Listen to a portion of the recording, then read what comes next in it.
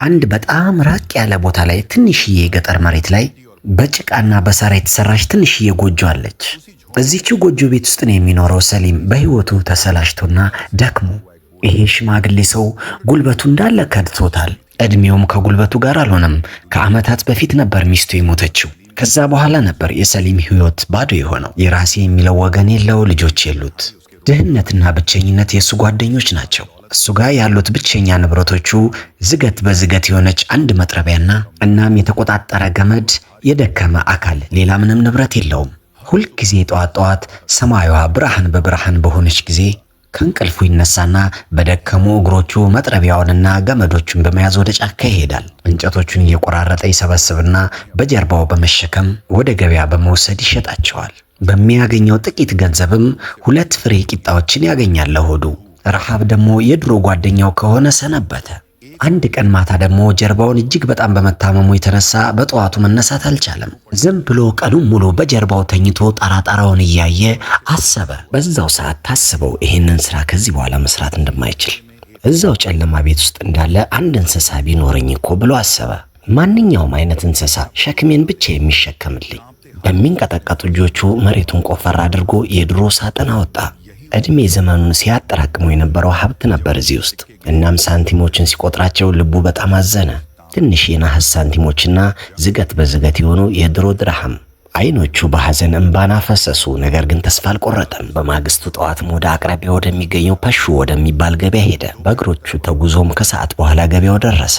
ዙሪያውን ሀብታም ነጋዴዎች ናቸው ያሉት። የሚያብለጨልጭ ልብስ የለበሱ፣ ፊታቸው በኩራት የተሞላ እየጮሁ ገዢዎቻቸውን ይጣራሉ። የተቀዳደደ ልብስ የለበሰውን ሰሊምን ሲያዩ ግን ሸሹት። ሰሊም የእንስሳ ዋጋ ሲጠይቃቸው ሂድ ከዚህ አንተ ሽማግሌ ብለው ያባረሩታል። እርግጠኞችም ነበሩ አይደለም እንስሳ ገመድ የሚገዛበት ገንዘብ እንኳን እንደሌለው። የሰሊም ልብ አዘነ፣ አይኖቹ በእንባ ተሞሉ። ከዛም ከገበያው ዳር ላይ አይኖቹ አንድ እንደዚህ አይነት ፈረስ ላይ አረፈ። ይሄም ፈረስ ያየ ሁሉ አፍንጫውን በመሸፈን ነበር የሚያልፈው። በጣም የከሳ አንካሳና ታማሚ የሆነ ፈረስ። ከቆዳው አልፎ አጥንቶቹ ይታያሉ።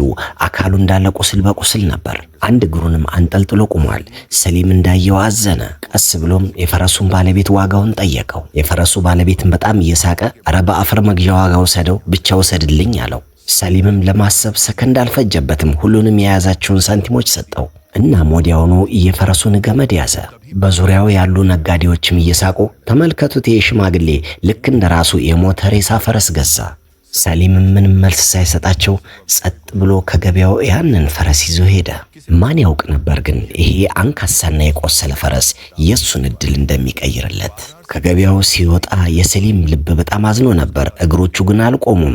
ገመዱን እየጎተተ ወደ ገጠሩ ሄደ።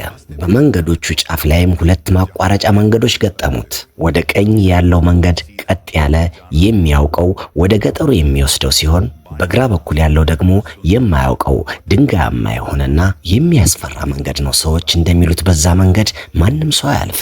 ምክንያቱም በዚህ መንገድ የዱር አውሬዎችና አስፈሪ ክስተቶች አሉበት። ሰሊምም ፈረሱን ወደ ቀኝ ሲጎትተው ፈረሱ ግን በእግሮቹ መሬቱን ጫር ጫር አድርጎ አልሄድም አለው። ሰሊምም ፈረሱን ለማስረዳትና እየጎተተ ወደ ቀኝ እንዲሄድ ለማድረግ ሞከረ። በገመዱ ጫፍም ሲገርፈው አልንቀሳቀስም አለው። ከዛም ሰሊም ተስፋ ቆረጠና ገመዱን ላላ ሲያደርግለት ፈረሱም እያነከሰ በዛ በሚያስፈራው እና ድንጋያማ በሆነው በግራ መንገድ በኩል ሄደ። ሰሊምም ሮጦ ፈረሱን በመያዝ ለመጎተት ሲሞክር በፈረሱ አይኖች ላይ ግን ሌላ ነገር እየታየው ነው። የሚገርም እርግጠኝነት፣ ወደ ተደበቀ እውነት የሚያመራን የሚመስለው። በስተመጨረሻ ሰሊም ተስፋ ቆርጦ ፈረሱን ማሸነፍ ሲያቅተው ለጌታው ራሱን አስረክቦ ፈረሱን መከተል ጀመረ። ጌታዬ ሆይ እንግዲህ አንተ ታውቅልኛለህ አለና ፈረሱን እየተከተለ አብሮት መጓዝ ጀመረ። መንገዱ በጣም አስቸጋሪ በመሆኑ የተነሳ በፈተና ላይ ፈተና እንዳለ የተደራረበበት ነበር የሚሄደው። እግሮቹን እሾህ ሲወጋው፣ ልብሶቹን ቆንጠር ሲይዝበት፣ ሰማይ ላይ ወጥታ የነበረችው ፀሐይም ወደ መስመጡ ተጠጋች። ተራራዎችም ጨለማ እየወረሳቸው መጣ። እየተራመደ እያለም በድንገት አንድ ድንጋይ ላይ አዳለጠውና ወደቀ። እግሮቹም ወዲያውኑ ቆሰሉና ብዙ ደም ፈሰሰው። በጣም መጮህና ማልቀስ ጀመረ። ዙሪያውን ጸጥ ረጭ ያለ ነበር። ሰው የሚባል የሌለበትና ምንም አይነት ድምጽ የማይሰማበት መሬቱ ላይ ቁጭ ብሎ ተሰላችቶና ደግሞ ወደ ሰማይ እያየ ጌታዬ ሆይ ይሄ መጨረሻዬ ነው እንዴ? ያጠፋሁት ጥፋት ይኖር ይሆን እንዴ? በዛ በኩል ደግሞ ፈረሱ ትንሽ ራቅ ብሎ ሄዶ የሆነ ቦታ ላይ ቆመ። ወደ ኋላ ዞሮ ሰሊምን አየና ጥሎት መሄድ አልፈለገም። ተመልሶ መጣ። እናም አጠገቡ መጥቶ ሲቆም ሰሊምም እንደምንም ጠንከር አለና የፀሐይ ብርሃኗም ለጨለማ ቦታዋን እየለቀቀች ስለሆነ ተመልሶ መሄድ እንደማይችል ስላወቀ አደገኛም ሊሆንብኝ ይችላል ብሎ ውሳኔ ወሰነ። አልፈራም፣ ወደፊት እሄዳለሁ አለና ትንሽ ርቀት ከተጓዘ በኋላ አንድ ትልቅ ድንጋይ አጠገብ ሲደርሱ ፈረሱ እዛው ቀጥ ብሎ ቆመ። ልክ መንገዱ እዚህ ጋር ያበቃል እንደተባለ ሰሊም ሙሉ በሙሉ በጣም አዝኗል። እሱ ያሰበው ከዚህ በላይማ ሌላ መንገድ አይኖርም በቃ። ፈረሱን ወደ ኋላ ሲጎትተውም ፈረሱ ግን መጮህ ጀመረ። ድምፁም ከተራራው ጋር በመጋጨት መልሶ ያቃጭላል። ልክ የሆነ መናገር የፈለገው ሚስጥር ያለ ይመስላል። እናም አንድ የሆነ ጥግ ላይ ሄዶ ቆመ። አንድ የደረቁ ቁጥቋጦች ያሉበት እሾሃማ ቦታ ላይ ሄዶ መቆፈር ጀመረ። በጭንቅላቱ መግፋት ጀመረ እሾሆችን። ሰሊምም በመገረም ይህንን ሁኔታ ቆሞ እያየ ነበር። እሱም ወደፊት በመምጣት አንድ እንጨትን በማንሳት እሾሆችን ወደዛ ወደዚህ ማድረግ ጀመረ። እሾሃማ ቁጥቋጦችን ሙሉ በሙሉ አንስቶ ቀና ብሎ ሲያይ በሁለት ድንጋዮች መሃል ለመሃል ምሽግ ዋሻ የምትመስል ማለፊያ አየ። በዛሽ በቀጭኗ በኩል ፈረሱ በአይኖቹ ካየ በኋላ ወደ ሰሊም እንደገና ተመለከተ። የፈረሱ አይኖች ላይ የሚገርም ነጸብራቅ ነበረ። ልክ የሆነ ሚስጥር መናገር የፈለጉት እንዳለ። የሰሊም የልብ ትርታ እየመታ ነው። ፍርሃትም ተሰምቶታል። ነገር ግን የተስፋ ብርሃንም ውስጡ ላይ አንጸባረቀ። ከዛም በጉልበቱ እየተንፏቀቀ በዛ በቀጭናማ መንገዶች ላይ እየተንፏቀቀ መውጣት ጀመረ። እጆቹን ሊያዳልጡት እየሞከሩ ነበረ። ጉልበቱም እጅግ በጣም እያመመው፣ የልቡ ትርታ ደግሞ በፍርሃት እየተንቀጠቀጠ ይሄንን እያሰበ የጫካ የዱር እንስሳ እንኳን እንዳይመጣብኝ እያለ ወይም ይሄ መንገድ ወደ ገደል አፋፍ ላይ እንዳይወስደኝ እያለ። ነገር ግን ጥቂት ከተጓዘ በኋላ ትንሽዬ ብርሃን ታየው። ብርሃኑን በማየቱ ትንሽ ደፈር አለና እናም ወደፊት መጓዙን ቀጠለ። እዛም በድንገት መንገዱ በጣም ሰፋ። ሙሉ በሙሉ ወደ ውስጥ ሲገባ ደግሞ ትንፋሹን መቆጣጠር አቃተው። ፊት ለፊቱ ያየው ከሚያስበው የተለየ ነገር ነበር። የተደበቀ ጉድጓድ ውስጥ ነበር የቆመው። ዙሪያውን በትልልቅ ተራሮች የተከበበ፣ በላይ በኩል የፀሐይ ብርሃን ቀጥታ የሚያገኘው። በነዛ ብርሃኖች ልክ እንደዚህ የሚያንጸባርቅ ነገር አይኖቹ አይተው ሊያምኑ ያልቻሉት። ተራራዎቹ ስር እጅግ በጣም ወፋፍራምና ትላልቅ የወርቅ ድንጋዮች አሉ። ልክ ከትልቅ ተራራ ስር የወርቅ ጎርፍ የሚፈስን የሚመስለው። መሬቱ ላይ እጅግ በጣም ትልልቅ የወርቅ ቁርጥራጮች አሉ። ሰሊም አይኖቹን በደንብ በመግለጥ በድጋሚ ዙሪያውን ማየት ጀመረ። በጭራሽ በህልሙ አልነበረም፣ እውነት ነው እያየው ያለው። በጉልበቱ ተንበረከከና ከልቡ ማልቀስ ጀመረ።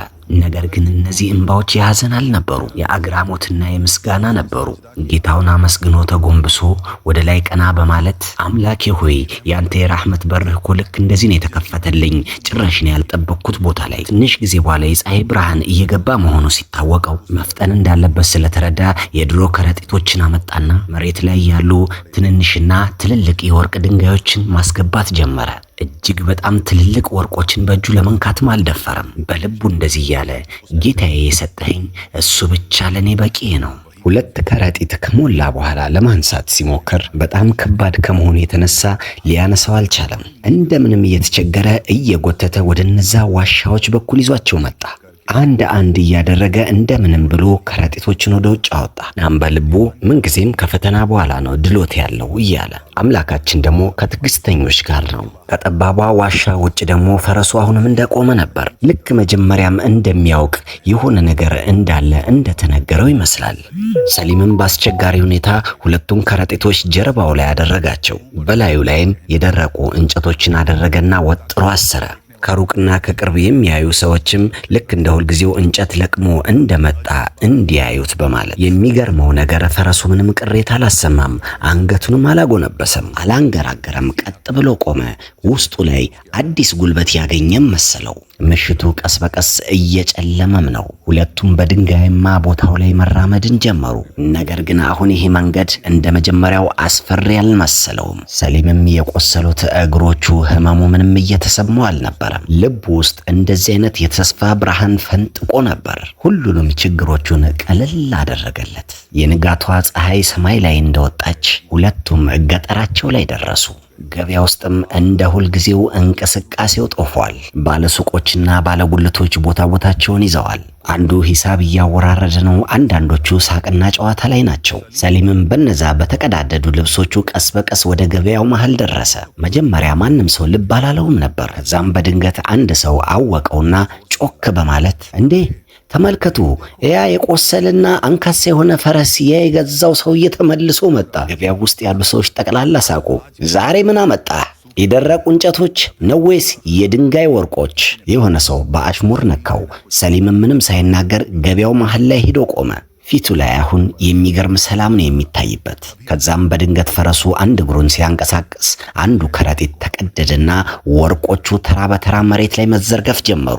የፀሐይ ብርሃንም ላያቸው ላይ ሲያርፍ ነጸብራቃቸው ሲታይ ከሰማይ ኮከቦች ወደ መሬት የወደቁ ነው የሚመስለው። ገበያው ውስጥ ያሉ ሰዎች በአጠቃላይ ጸጥ ረጭ አሉ። ከትንሽ ሰከንዶች በፊት ሲስቁ የነበሩት ጠቅላላ አየሩ ሳቃቸውን ነጠቃቸው። የሁሉም አይን ፈጦ ቀረ። ሰሊምም ቀስ ብሎ ተጎነበሰና አንድ ትንሽዬ ቁራጭ የወርቅ ድንጋይ ያነሳና ፊት ለፊት ወደ ተቀመጠው ነጋዴ ሚዛን ላይ ያስቀመጣት። ቀዝቀዝና ረጋ ባለ ድምፅ ዛሬን ያንተን ሱቅ መግዛት ፈልጋለሁ፣ በተጨማሪም ያንን ክብሬን ትላንትና አንተ አዋርደኸኝ የነበረውን። ገበያው በአጠቃላይ በጸጥታ ተውጧል። ንቀት በነበረው አይኖቻቸው ላይ ስግብግብነትና አግራሞት አሁን ይታይባቸዋል። ትላንትና ገፈታትሮ አባሮት የነበረው ነጋዴ እየተንተባተበ እንደዚህ አለ፣ ይሄን ወርቅ የት ነው ያመጣኸው አንተ? ሰሊምም በጽሞና አይኖቹን እያየ ምላሽ ሰጠው። የሁሉም ሰው ርዝቅ ከሚመጣበት ቦታ ነዋ፣ ከጌታዬ ዘንድ ነዋ። ከዛም አንድ ባንድ ከረጢት ውስጥ ያሉ ወርቆችን እያወጣ እናም በተለያዩ ነጋዴዎች ሚዛን ላይ ቁጭ አደረገላቸው። እኔ ይህንን ሱቅ መግዛት ፈልጋለሁ፣ እዛ ጋም ያለውን እዚህ ጋም ያለውን። ከትንሽ ጊዜ በኋላ ተስማምተው ጨረሱ። እስከ ትላንት የገመድ መግዣ አቅም የለህም ሲሉት የነበሩት ዛሬ እያጎነበሱ እሱን ማናገር ጀመሩ። ከሰሊም ልብ ውስጥ ግን ምንም አይነት ኩራት አልተፈጠረም። እሱ ከሁሉም አስቀድሞ ገበያ ውስጥ ያሉ በአጠቃላይ እህሎችን ገዛ። ዛም ገጠር ውስጥ ያሉ ባል የሞተባቸው፣ እናት የሞተባቸውና ወላጅ አልባ ልጆችን ጠራ። ሁላቸውም በነፃ እህሎችን አከፋፈላቸው። ሰዎችም እጅጉኑ ተገረሙ። የሆነ ሰው እንዲህ አለ፣ ተመልከቱ፣ ይህን ሁሉ ሀብት ካገኘ በኋላ ልቡ ምንም አልተቀየረም። ሰሊም ለራሱ ቤተ መንግስት አላስገነባም። ያችን የወዳደቀችውን ጎጆውን አፍርሶ ጠንከር ያለ ቤት ብቻ ነበር የሰራው። እንደዚህ አይነት ቤት ማንኛውም መንገደኛ መጥቶ የሚያርፍበት። ለዛ ታማኝ ፈረስ ደግሞ ከገጠሩ ራቅ ፈንጠር አድርጎ ለራሱ ንጹህና ምቹ ማደሪያን ገነባለት። የሕክምና እርዳታም ተሰጠው። እንዲሁም ጥሩ ቀለቦችም ቀረቡለት። ሰሊም አብዛኛውን ጊዜ አጠገቡ ቁጭ እያለ ሰውነቱን እየዳበሰ ፈገግ እያለ እንደዚህ ይላል፣ አንተ ለኔ እንስሳ ብቻ ሳይሆን ከጌታዬ የተላክ የራህመት በር ነህ። የዚህ የእድል ታሪክ ግን እዚሁ አላበቃም። እሱ ላይ ሲቀልዱበት የነበሩት ነጋዴዎች ልባቸው ውስጥ የቅናት እሳት ተጫረች። አንድ ቀን ማታ ተሰባሰቡና አንድ ነጋዴ እንዲህ አለ፣ በትክክል ይሄ ሽማግሌ የተደበቀ ካዝና አግኝቶ ነው። ሁለተኛው ደግሞ ስግብግብነት በተሞላበት ድምፅ፣ እኛ ያንን ቦታ የምናገኘው ከሆነ ከሱ እጥፍ 10 እጥፍ በላይ ማውጣት እንችላለን። በስተመጨረሻም ወሰኑ፣ በሚቀጥለው ቀን ሰሊምን እንከተለውና እንደምንም ያንን ቦታ ማወቅ አለብን፣ እሱ ወርቅ ይዞ የሚመጣበትን ቦታ።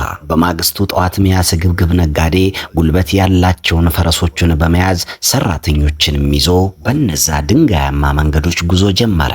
ፊቱ ላይ ወኔ ይታይበታል።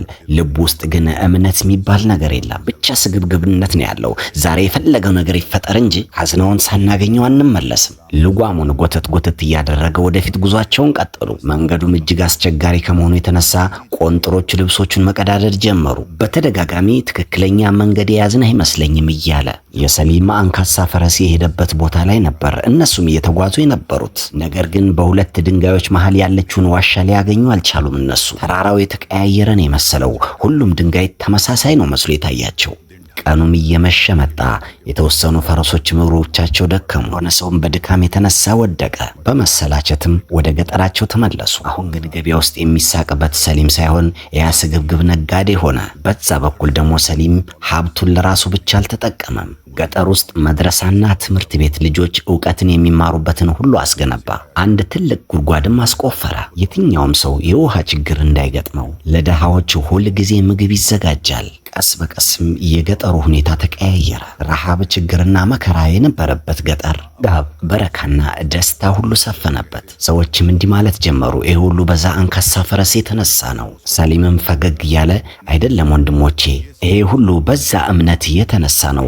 እስከ መጨረሻዋ ሰከንድ ድረስ ተስፋ አለመቁረጥ። ሁልጊዜ ከሰዓት በኋላ ወደ ፈረሱ ማደሪያ ቤት እየሄደ ጭንቅላቱን በእጆቹ እየዳበሰ የዛን ቀን እኔ የሰዎችን ሳቅ በመፍራት ይህንን ደካማ እንስሳ እኔ ባልወስደው ኖሮ የኔ ዕድል እንደዚህ ይቀየር ነበር እንዴ?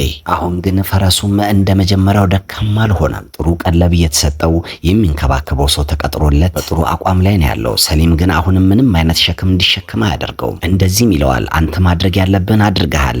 አሁን እኔ አንተን መንከባከብ ብቻ ነው ያለብኝ። በዛ በኩል ስግብግቡ ነጋዴ ውስጡ በእልህ ተሞልቷል። ስግብግብነቱ አላስቆም አላስቀምጥ ብሎታል። አንዳንዶቹም ጓደኛ መስለው በመቅረብ ቦታውን ለማጣራት ሞከሩ። አንድ ቀንም አንደኛው ነጋዴ እያንገራገረ ሰሊም ወንድሜ እባክህን፣ እኛም እኮ የዚህ ገጠር ነዋሪ ነን፣ ለምን ቦታውን አትጠቁመንም? ሰሊም በረጅሙ ተነፈሰና ቀዝቀዝ ባለ ድምፅ ያ መንገድ እኮ ተራራማና ድንጋያማ ብቻ ሳይሆን ያ መንገድ የትዕግስት መንገድ ነበር። ውርደትን ተቋቁሞ ልብን ማጽዳት ነበር። ልብ ውስጥ ስግብግብነት ያለበት ሰው ለሱ ግን ያበራ አይከፈትለትም።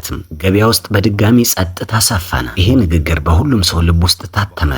ጊዜዎችም ነጎዱ። ከጥቂት ዓመት በኋላ አንድ ቀን ከሰዓት በኋላ ፀሐይ ብርሃን ልትገባ ስትል ሰማዩ ወርቃማ በነበረበት ሰዓት ሰሊም የፈረሱ ማደሪያ ቤት በር ላይ ከፈረሱ ጋር ቁጭ ብሎ ሰሊም ወደ ሰማይ እያየ ፈገግ በማለት ጌታዬ ሆይ አንተ እኔን በድህነት ትዕግስትን አስተማርከኝ፣ ትዕግስትን ሰጠኸኝ፣ ሀብታምም አድርገህ እንዳመሰግንህ አደረግከኝ። ከጥቂት ቀናቶችም በኋላ ሰሊም ሞተ። ሙሉ የገጠሩ ነዋሪ አዘነ። የሁሉም አይን በእንባ ተሞላ። ማንም ሰው ግን ሀብታም አላለው። ሁሉም ሰው መልካም ሰው ነበር ያለው። ዛሬም ድረስ እዛ ገጠር ውስጥ ሽማግሌዎች ለልጆች የኛን ሽማግሌ ታሪክ ያሰሟቸዋል። ምስኪኑ ሽማግሌ አንካሳ ፈረስ ገዝቶ የካዝና ባለቤት ሆነ። ጓደኞቼ ታሪኩ እንዴት ነበረ? በኮመንት ንገሩኝ።